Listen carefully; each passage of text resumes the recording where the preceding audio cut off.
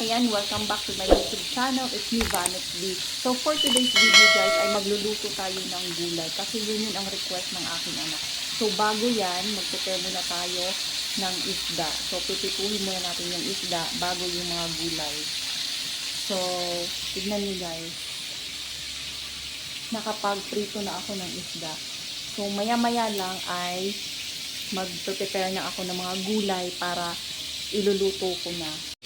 Hindi talaga ako marunong magtali ng tanglad. Pero alam nyo guys, yung tanglad ko, tanim ko pa yan sa gulayan ko, pero yan na lang yung natira. Yung ibang mga gulay, wala na. Hinati-hati ko pa talaga sa dalawa ang sibuyas. Kasi nga guys, nagtitipid tayo. Mahal ang sibuyas ngayon, kaya hatiin natin sa dalawa, lalo na't malaki. Pwede pa yan gamitin sa next luto natin guys. At saka yung bawang. Hindi ko inubos, 3 lang yung nilagay ko guys, kasi nga sayang. Mahal pa naman yung bawang at saka sibuyas ngayon guys. So tipid-tipid tayo guys pag may time. Wala na nga yung kamatis guys ha. 3 lang yan, tanglad at saka bawang at sibuyas lang yung ginamit ko sa pagluto. Masarap yung lasa ng tanglad ha. Kahit nga minsan nagluluto ako guys, tanglad lang, wala nang bawang, wala nang sibuyas. Masarap yung sabaw basta may tanglad, lalo na fresh na fresh galing sa garden. Ayan guys, ginisa ko na nga yung bawang at saka sibuyas. Tapos nilunod ko na yung mga gulay. Tapos naaamoy ko na yung sabaw niya guys. Ang bango-bango niyan.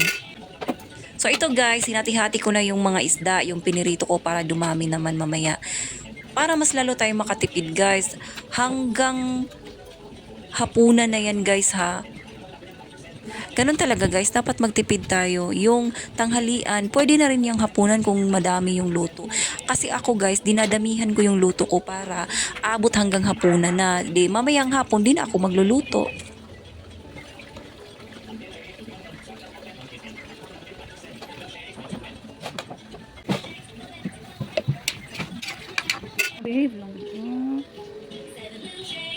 So habang pinapalambot ko yung mga gulay, dito tayo guys, maghugas tayo muna ng mga pinggan para double time tayo.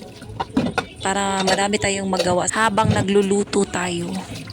Parang malambot na naman yung mga gulay guys, kaya hindi ko na pinakita yung paglagay ko ng mga ingredients kanina o yung sahog na pampasarap ng lasa niya.